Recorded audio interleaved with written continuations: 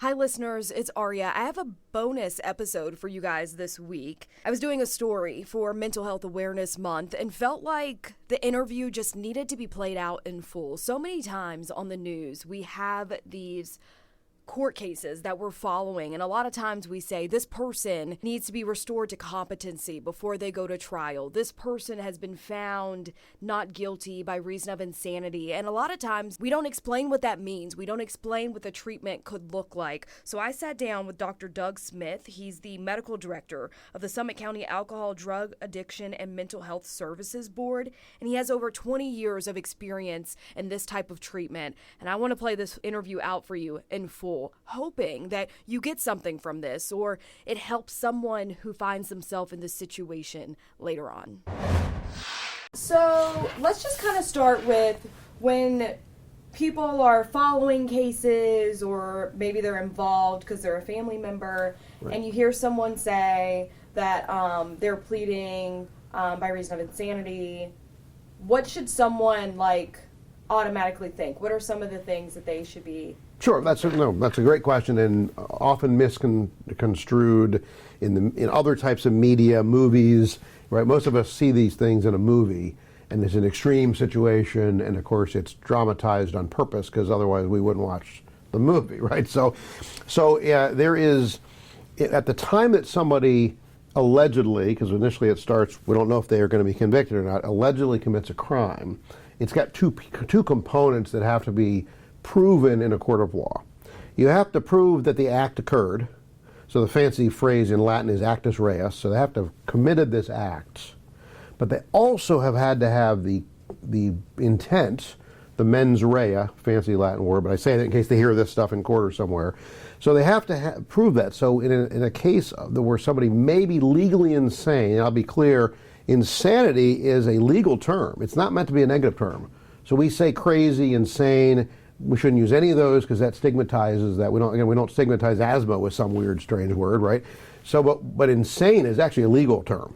So it's turned into, unfortunately, insane asylum, which goes back decades before either of us were born even. But so when somebody is claiming that they were not guilty by reason of insanity, it doesn't mean they didn't do the act, right? Which we would normally, when we say not guilty, we mean, no, I wasn't speeding, right? As that most commonly, most of us are law-abiding citizens, and our main reason for any engagement in the law is probably because we were speeding, right? Or allegedly speeding. So that would be the act. That one's a pretty straightforward one. You don't have to prove your mindset because they got you probably on a laser gun, right? But if it's an act, and usually we're talking about violent acts. We're usually talking about an assault, maybe something serious like a felonious assault might even be at the level of a murder. And they don't, because otherwise people aren't going to go through this lengthy process for a more minor situation. So they've committed the act, allegedly. That still has to be proven.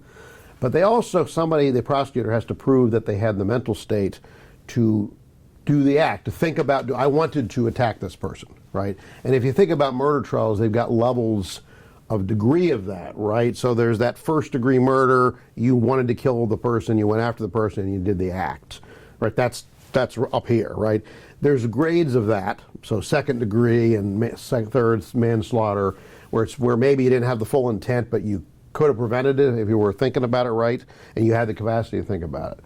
So as far as legal insanity, you have to prove at the moment of the punch or the stabbing or the shooting that the person didn't have the mental capacity to make that judgment of a sound mind, if you will, using kind of common terms. So what does that mean? If somebody has a more serious mental illness like schizophrenia, which we're way better at treating now than we were even when I was trained, then the person that's schizophrenia, they may be hearing voices, they may be seeing things other people aren't seeing, their belief system may be clouded. Sometimes we call that contaminated thoughts, as another way to put that. So, and the person doesn't know it. So they believe, just as we believe, we're sitting here talking, they believe that the person they're attacking, let's say, is the devil. And maybe by definition, they're already very religious. Most people that have these psychotic beliefs arise out of a kernel of truth. Right? If you're not religious at all, you're probably not going to think they're the devil. But if you're Christian or Catholic in particular, that may be, because your brain has to interpret chemical and electrical signals inside the brain, and those chemical and electrical signals, the person does not know are not coming from their five senses, right? So their brain in every minute of every hour, at least while we're awake, we're still trying to understand sleep, but while everyone's awake, the brain has one main job. That is to make the sense of the world around us. And it cannot help but do it. It is going to make a determination. So if you are having these things going on internally that aren't supposed to be there because there's an illness involved, again, not the person's fault, there's an illness involved, the brain interprets that. Well, in some people's cases, they'll interpret that, if it's a psychotic type illness, in a voice, something they see, less commonly taste, touch, or smell, but that can happen. So they interpret it, and then, well, they believe it. And, well, when I'm just using this example, let's say you're an actual priest and you have become psychotic and you believe the person's a devil, you might say, yeah, they probably would kill the devil if they had the opportunity. Right? That would be kind of matching their whole being, right? It would be what we call egosyntonic, because it matches their belief system in general, not the psychotic one. That would be, if they could prove in a court of law that that's what was going on at the moment the gun was pulled or the knife was stabbed or whatever, at that point, they would maybe, in a court of law, prove the person was not guilty by reason of insanity. A lot of states use that phrase. Some states, I trained in Maryland, they used not criminally responsible. It's actually a better phrase. You get away with this guilt piece, right? But the same concept. Some states, it's all about the mental piece. Some states, it's about your behavior and your mental piece. So you can have two prongs. You have to prove one or the other, or because they couldn't control their behavior for some reason. But most states, and Ohio is one of them, it's all about the mental side, that mens rea at that moment. And the truth is, although you hear about it in the media a lot and in movies because it's sort of negatively sexy, if you will, like, wow, what does that mean? It's 0.25% of all felonies are actually found NGRI across this country. And it's a tiny group of people. Because it's really hard to prove that you were that ill, and you have to prove it. If you are the person, your defense team has to prove this. It's really hard to prove that. So in general, it's not a one-time event. The person's probably had a history of psychotic events, maybe mania, so bipolar disorder type 1, and manic episodes where they also had psychosis. And this happened repeatedly, and then on this event, it went so far that a crime was committed. So that would be, and then that goes to court. Now, I should actually say 85% of that 0.25% are actually not disagreed upon. That is, the prosecutor says, oh yeah, based on the evidence, this man or woman was so psychotic they meet the definition. But that's a small portion of people, you're saying. So it's a small portion that even try to go for the plea, and then it's a tiny fraction where they end up going to court fighting it out, where it's on the line. Big cases are going to go to court. So many people remember the Andrea Yates case in Texas, right? High level, pull yourself by your bootstraps kind of state, right? Situation, this is the woman who ended up drowning 5 children in a psychotic episode. Well, she had been increasingly more depressed, postpartum depression, after each of her children, and in fact had been told by her treating psychiatrist, don't have another child. This is all in the public arena. I didn't do this case. But the point was that at the end, she ended up having another child. She had postpartum depression, which became postpartum psychosis, also not common, but more common than people think. And she ended up believing, very religious at the base, she ended up believing she was actually saving her children from a worse fate by killing them. This sounds similar. That's a huge case, right? So and that got tried twice in court because there was a little bit of a mistrial the first time, but it was so controversial. Because can you imagine killing a child, let alone 5? No. Right? I mean, even all parents, if you're raising children, you have those frustrating days where you can't sleep for the 3rd day in a row. And of course, you may not be feeling good. And you might even have negative thoughts about that infant. But most people don't try to kill their children. So to actually do it, it really just pulls at us. And so I use that example as an extreme case. In that case, it was so, even though they had a lot of evidence that she really was going to meet the definition, the legal definition of NGRI, it was so egregious of a case, they tried it in court because the public might not agree. You try it in court, And when they did the second trial and really showed all the evidence, she was found NGRI, again, even in Texas, which is a harder law field, I think, than Ohio would be. Yeah, we had a similar case here, locally, with a woman who tried to drown her kids because she said that she was giving them back to God. Right. Exactly. Very similar mindset. And so you then, again, if they do it, now you might get a attempted murder there, and you still might plead NGRI. The sad fact is that there are people who probably meet the definition, but because of the stigma about mental illness in society, aren't going to plead it. So they're going to end up in prison, where we do have, Ohio actually has a very good mental health structure to treat people while they're in prison as well. But better off, if it's really an illness-driven behavior, to end up in one of our state hospitals, which are excellent treatments. Having worked there myself years ago, they provide excellent care, and their goal, of course, is to treat the illness to a point where the person can come back out and safely interact in society. No longer do we want anybody living in state hospitals. That really, that's something that starting in like 1955 was the peak in our country, the 1963 Deinstitutionalization Act. Ohio did a version of that as well in 1988. And that drove this, let's get out of them. The pendulum may have gone too far. We probably don't have enough state hospitals now, and that'll have to be addressed by the next governor, whoever he or she is, given the two candidates. So. That kind of brings me to my question about when people are sent to these institutions to restore their competency so that they can stand trial. Yes. What does that look like? Sure. So going back to, probably high school basics that we've all been through, you have the right to a fair trial.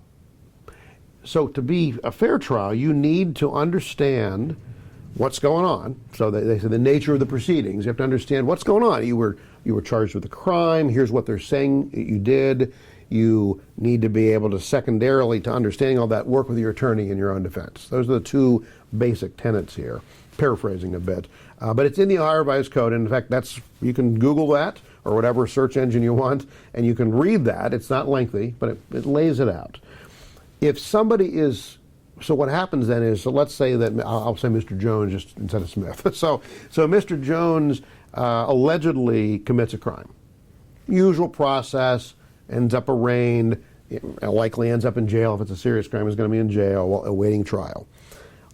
He meets with his defense attorney, and the defense attorney discovers something's not right. So attorneys get trained. They understand how to work with people. That's their job. Whether they're defense or prosecution, they work with the person. They're like, I think he's not thinking clearly. And I think he's talking to somebody else who's not in the room. I mean, things like, often these are pretty blatant. Mm-hmm. But sometimes it's cognitive stuff. They're not thinking, and the attorney's trying to work with them, and the person's saying stuff that just doesn't match the questions, right? They can raise the question that maybe their defendant is not competent to stand trial. By the way, the prosecutor can raise that based on interactions in a courtroom. The judge can raise it. So any of those three court officers can say, I'm not sure this person, I'm using Jones as a hypothetical, but whoever he, she, they are, we raise this issue. When they raise the issue, they then get an evaluation. That's almost always at one of the court psychiatric clinics, psychodiagnostic centers. We have one here in Akron. I think there are 13 in the state, and they cover all 88 counties. So they each do a bunch of different counties. And what they do is they have very good people there, psychologists, psychiatrists, social workers, all mental health professionals. They will do a full evaluation to determine if the person's competent. Again, they're looking at, mostly in this case now, the mental side of things. Do they understand what's going on? So the nature of the proceedings, and can they work with their attorney? Some of this is educational, right? Maybe they don't remember what a judge does, what a prosecutor does, what their defense attorney does. And so some of that is educational, and maybe in the course of that evaluation they find out, okay, now they know. We've gone through these questions, a bunch of questions they go through. But if they decide, well, a person does seem to be either unable to understand all that, and they might have both, or they can't work with their attorney because they can't process it right now because of the cognitive pieces, or, I'll use an example in a second, maybe delusional pieces, then they likely need to go get restored, as they call it, to competency. So that evaluator will say the person is incompetent to stand trial, restorable, which is ISTR, which you'll see that published as well, or spoken to family members. So I sit on the NAMI Ohio Board of Trustees, so I very much want to look at it from the family member perspective, because they're usually the support system, and they need to understand this. I appreciate very much that you're doing this. So generally that means they end up going to one of the state hospitals, and they get treatment. So this is all because of mental illness that we're saying that they're ISTR, incompetent to stand trial, restorable. And they go and they get treatment. That treatment, some of that's going to be educational, some of that's treating the underlying illness. Most commonly, it's a psychotic illness, but it could be a serious episode of depression. It could be mania, right? So there's other things it could be. And the combination of these things is to get the person, hopefully, restored. Why? Because we want them to have a fair trial. The whole point is to have them end up in court and have the fair trial. Now, there are situations, let's say they do the evaluation and the person has not only mental illness, but intellectual disability. Maybe their IQ is low, below 70. Maybe they can't learn all that stuff. There are times they could be called incompetent to stand trial, unrestorable, with a U. And that doesn't always happen, often doesn't happen the first evaluation, because that's usually a one-time event. But they end up in a state hospital and it's like, this person's probably not restorable. That, at that point, can be brought back to the defense attorney, the prosecutor, the judge, and then they have to work on other legal processes. What do we do with this? Would you say the education piece of that, them understanding all the players in the courtroom, is a really big part of being able to decide if they're restorable or not? That's probably not the biggest part. The biggest part is probably the mental state. Okay. Right. So, which is why it really hinges on mental illness. So that would be, in what ways would they work to better help that person? Is that medication or is that other things?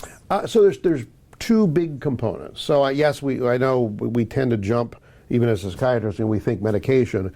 So there's no doubt that if somebody has a psychotic illness, a major depressive illness, bipolar disorder, those being the three big diagnoses or diagnostic classes, really, because there's a range of things there that land somebody in a place to get restored, often the state hospitals or regional psychiatric hospitals, they'll call them RPHs. So that is, more commonly, they're going to need medication to treat the illness, and they're going to need some education around, well, here's what you're charged with. Let's say, for example, the person is so ill, they don't even remember the event. Because if you're psychotic, you don't often remember what was going on during those hours, days, weeks that you were psychotic. Your brain doesn't record that, if you will, the same way we might remember this discussion.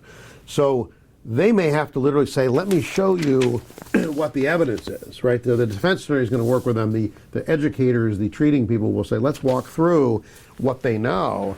And so so as long as you can learn to process that, the fact that you have amnesia about it is not going to mean you're not competent forever. So that's one piece. Another one would be, let's say you have psychosis and your belief, which is not an uncommon one in psychosis, is the government's out to get you. Well, who did they appoint as your public defender? A government employed attorney, right? Which is, for most people, and honestly, although there are excellent attorneys out there, most attorneys don't work in this space.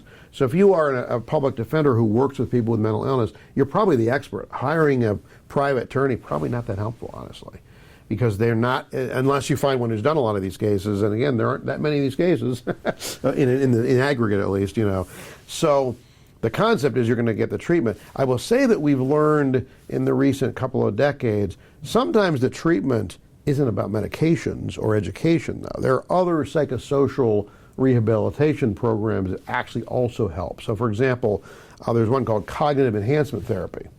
I watched this at the state hospital, North Coast Behavioral Health Care, which used to be 3 hospitals across the northern part of the state, North Coast.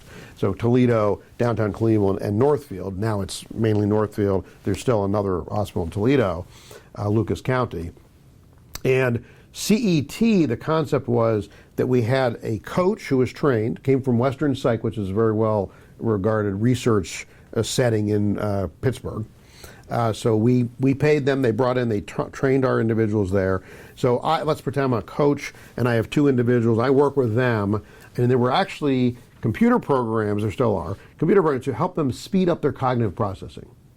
they're almost games. So they both do these. These are individuals where the medications have done their work, but they might still have some psychosis. They're not thinking clearly, because part of schizophrenia and sometimes part of bipolar disorder is that the cognitive piece is there too. It's separate from all this other stuff. So that needs to be treated to help the person, again, flourish in society. The goal is go back to society, don't end up in a hospital, don't end up in jail or prison. Nobody wants that. So we work with them, and then they're usually, the way it was set up, there were 4 teams. So at least weekly, we brought all 8 individuals together, plus the 4 coaches, and they did group interactions. And we were teaching them what's called social cognition, because part of schizophrenia is they tend to distance themselves from people. And sadly, our society, because we don't understand mental illness as a society, we tend to distance ourselves from it. So they really are at a disadvantage. Right? Isolation doesn't help humans. We are social animals, and I think COVID taught us that. So if we didn't know it before. So this is no pills involved. This is the speeding up the cognitive processing. This is working on social interactions, and the combination. I literally was brought to tears the first graduation we did at North Coast. We had a guy who anybody in their right mind would be afraid of. The public would have called him an insane criminal, big man of few words, mostly one-word answers, until he did this program. And he literally stood up at the end of it. At the time, it was a 55-week program, a little over a year. We did get it working with Western Psych. We got it cut to 33 weeks, because people don't even stay in the state hospital a year necessarily, right? So we got to make it work. And they do this in the outpatient program at like Community Support Services here in Akron. Excellent agency. They do this in the outpatient setting. And he stood up and gave a graduation speech with well-timed humor, which is really high social cognition. And so I'm in tears almost thinking about it. I mean, it was so meaningful to see, again, as a prescriber of medications, that it's not all about the pills. So I think for society to understand that it's not that we're trying to give everybody these medications, which some would argue are mind altering and all this. It's mostly mood and perception altering back to normal, whatever that chronically normal really means, because that's a big range, of course, for all of us. And we all have bad days where we're not thinking as clearly, maybe not at the level of delusions, but we have illusions, right? You see something and you think you saw something run along the floor, it was a floater, but your brain again had to interpret that because it noticed the stimulus. And I think because of the stigma, we tend to negatively judge things from the neck up very differently from the neck down. And so that's part of helping people understand this is real. It's an illness. Nobody asks for these illnesses, I assure you. And to give the medication, to give the education, to give the psychosocial supports, and sometimes these trainings that work, can really make a difference, and then they can have a fair trial. What happens if the person is just uncooperative? They don't want the treatment, or I used to do this and it made me feel sick, or psychosis, it didn't work for me. What happens then? Yeah, you're absolutely, great question. So if they're not willing to cooperate, or maybe their illness won't let them cooperate very well, that can also happen. Maybe their own stigma, because we all grow up with a stigma long before we have the illness. If anybody has the illness, they probably had stigma before they got it themselves. So they're already ashamed themselves internally, right? So they already got this shame. So the net result is that they are, they're put upon. So some of it may be that some of the skilled therapists will help them to get past that themselves and say it's in their interest to be able to go to court. Let's say, though, for some reason, either they don't cooperate or they don't get restored, right? And there's windows of time that the law allows us to do this, right? So if it's a more serious crime like we've been talking about, it's a year. But if it's a lower level felony, then it might be 6 months. If it's a misdemeanor, it might only be 30 days.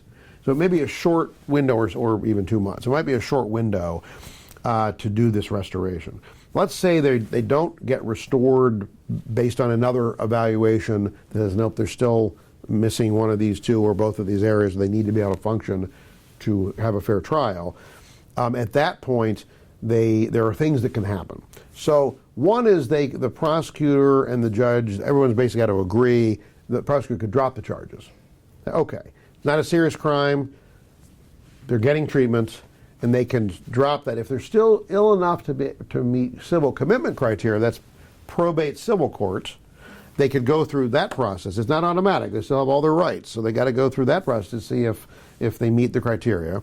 So they could then be kept for treatment only. I mean, in quotes only, they're getting treatment as well anyway, but they're going to be kept for treatment, and at which point, when they're well enough to leave the hospital setting and go to the next lower level of care, then they can be released that way. Prosecutor could reinstate the charges, but if it's a low enough level of crime, they don't usually do that, right? Unless it made the news. Again, some of this, we all are subject to that, right? Especially if you're an elected official, right? You may not want to just let that sit because, the time ran out. Maybe it was a lower level felony, the 6 months ran out, but now they're out 6 months later, they're out, and you're like, I think I need to bring that up because people are asking what happened with this case, right? So they can do that. Let's say it's a higher level crime, and especially it's a felony 1 or 2, so felony assault murder, they're able to do what's called, in effect, it's a version of a trial, not quite. These are cases where they know the person did the crime. They've got hard evidence on video, 5 witnesses, whatever it is. It's very clear they did the crime. So they can't really do a trial, but they know what happened. I mean, I know the person had the act. They also know the person didn't have the mindset, if you will, and they're probably not going to regain the mindset.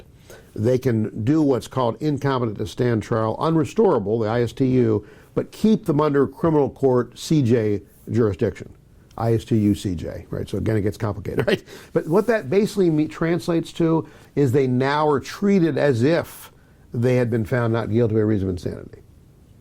And so in both of those cases, I'll describe that real quickly. So in both of those cases, they continue to get care until such time that the hospital, the treatment team, they then have what's called a forensic review team that also gives a second opinion. Yes, we think he, she, they are ready, safe to leave to the next level of care.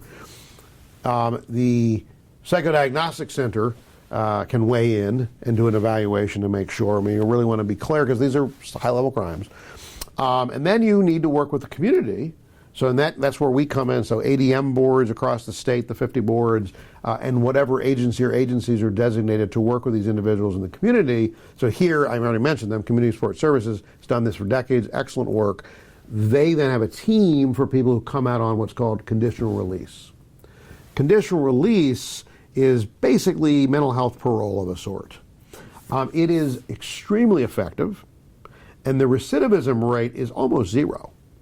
Better than we see in other types of criminal outcomes. No one's fault. I just don't think the science is there on how do you make sure nobody commits a crime again.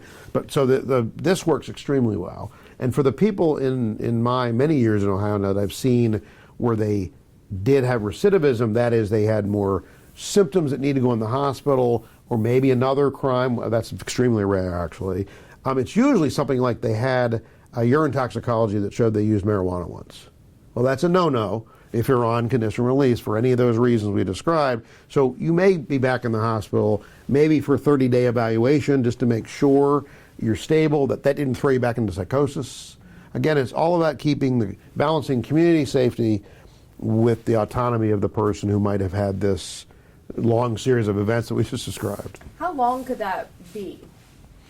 Excellent. So conditional release is set up so that it will be as long as the longest sentence you could have received if you were found guilty of the crime. So if it's murder, it's life.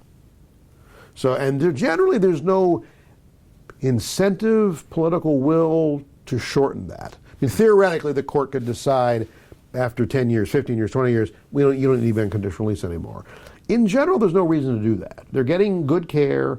The care usually is they're being seen multiple times a week. This is not set it and forget it, like some of the old commercials. This is, Mr. Jones, we're going to be seeing you regularly.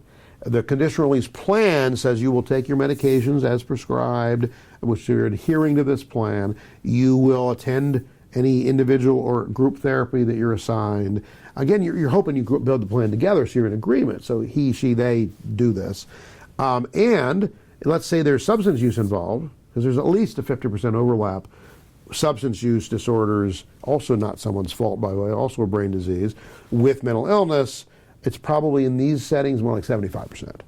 So the net result is they may have to do 12-step meetings, they may have to take Suboxone medication for an opiate use disorder, for example, the one we hear a lot about, which has saved a lot of lives now, as we've watched those trends go down the last several years, thankfully, finally. But so, yeah, great question. You're right, though. There are times where it's a low enough level crime that the maximum is not that long, which is one reason some people don't bother to pursue it. It's a long process for something that might not be for a year. But if you do it and it's a high level crime, it will be years usually, because the crime's high enough. It's usually years, but if it's murder, it's going to be for life. What do you have to say to family members who were on the victim side of things that are seeing this person who did something to their loved one, like murder, and they're hearing, right, oh, they're just going to go get treatment, and maybe they don't think that's enough? That's a great, and I understand why in effect the victims would collectively putting the family members with the actual person who may have been harmed or even murdered. The reality is, and again, this is where movies get it wrong, because movies make it sound like they're, quote, getting away with murder. I mean, it is not true. If the person went to prison for murder with good time and all the calculations they do, they might be out in 15 years. If they're on conditional release, it's life. They're going to be heavily monitored. They're going to be in a hospital, a locked facility. They can't go outside the building for usually months, years, maybe even. Especially if the illness is particularly severe and takes a long time to figure out what are the right medications. Unfortunately, we don't have a blood test yet to say, Mr. Jones needs this particular antipsychotic. I wish we had that someday.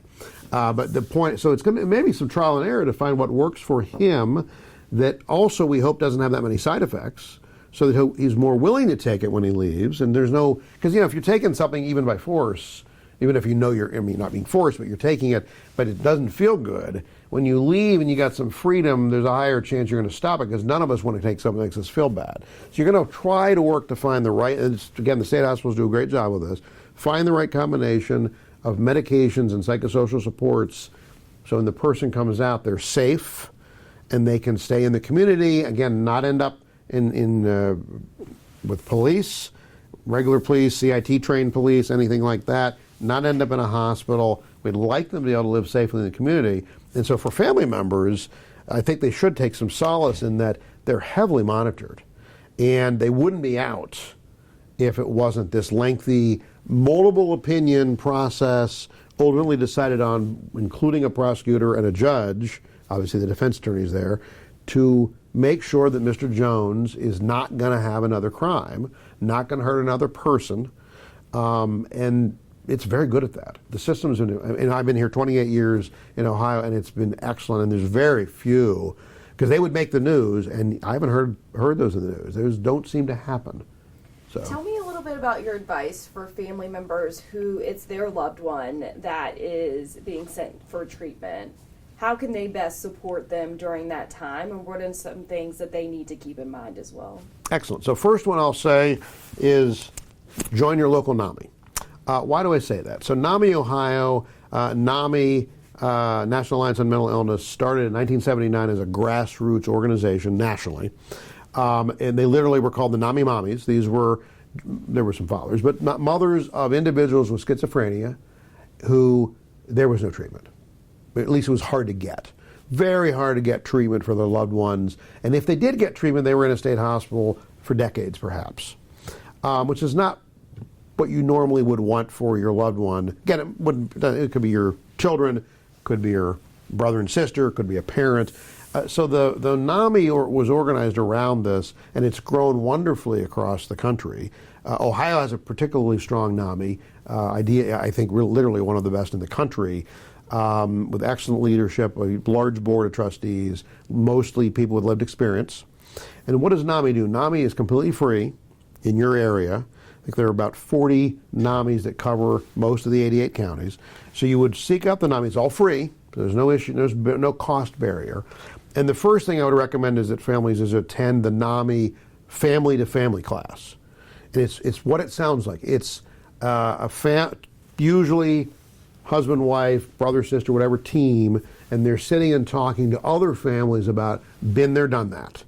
I want to tell you what worked for our son, daughter, uncle, cousin, whatever, and yes, we started just like you did. We had no idea what mental illness was. We thought it was something on the movies, and here we were faced with it, and they learn a lot. They learn not to throw money at it. If they have money to throw at it, that doesn't solve illness. It can help in certain areas, but it's really not the solution. It's how do you learn the system enough to help your loved one. So that, number one, that's one. One, they learn, oh, this is real. This is a real illness.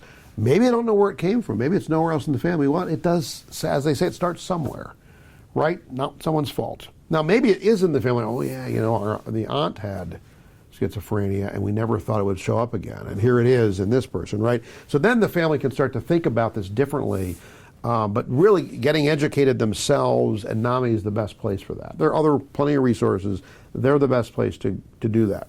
They should also become familiar, I think, with their local ADMS, ADM, Mental Health Recovery Service Board, all the same construct around the state, the 50 boards for 88 counties, because most of us have very good websites, maybe all, I haven't looked at them all, so I can't say all, but I'm imagining all have very good websites that list the resources. So you say, oh, I want this. It's my daughter who's 15. I can go on and say, I need services for somebody who's a youth. There it is. Like our website, straightforward. And I'll use it as an example. It's admboard, board.org. Simplest one in the state. I think we must have had the first one before my time. But it's easy. You go on, you look at it, you can see, oh, look at that. So youth, adult, substance use, mental illness combination. You can find all the intellectual disabilities get tied to that too, even though there are separate DD boards around the state for that. So, but NAMI would be first, get educated, and then be involved at the level that your loved one will let you be. And I say that because sometimes the illness has pushed the person away from the family. I'm using family broadly. They're support people, right? And they've pushed them away, and there may need to be some work done. Often that's the excellent social workers in the hospital settings and everywhere, to bring them back together and say, look, your mother really wants to help. And you're maybe due to the illness being pushed away, maybe delusional beliefs about the mother because of the illness. They're like, oh, I don't want her to know what's going on. And they're like, well, she calls us every day. If she knows they're there and you can approve who she is, and at least there's a release to say your son's there, kind of thing, or whoever it is. Then you end up having this discussion and bringing them together, because if you can be supportive and you can actually interact with the team that's providing this care, the family feels better, they know what's going on, the loved one's going to ultimately feel better as they get better. And in the beginning it may be hard, because once you're an adult, HIPAA gets enforced, and you call and they say we can neither confirm or refute that your loved one is, or something like that. Sounds like a Mission Impossible movie, right? It's like, what? And you're like, but I know the police said they were bringing them to, yeah, but they can't until you get a release. And that's a barrier that we probably as a country need to work with when the certain diagnoses are there, like maybe it's okay to give some family access if you can prove they're the family. Just because that would help people, both sides of that equation. And also ultimately it helps the treatment team. Because guess what? The family can give some information that maybe the person can't because of their illness. Or won't, as you said. Sometimes they don't cooperate. Now, I will say just quickly for families are always allowed to share information. They don't have HIPAA. So if they were to call me, I'll pretend I'm in the state hospital, they called me, I can tell, and let's say they know their loved one's there, so we're past that barrier. I can say, look, I apologize, but I can't share anything with you because your son, daughter, whoever won't sign a release, but you can tell me anything you want. So they can still be contributing to the care, and then over time, again, the team will work to try to get their loved one to connect with them and make this a team effort. It's a team effort. Illnesses affects the family. Every illness, physical illness, mental illness, substance use, it's a family disease, and again, none of those are anybody's fault. Thanks for listening to this episode of The Landline. Make sure you come back next Monday for an all-new episode.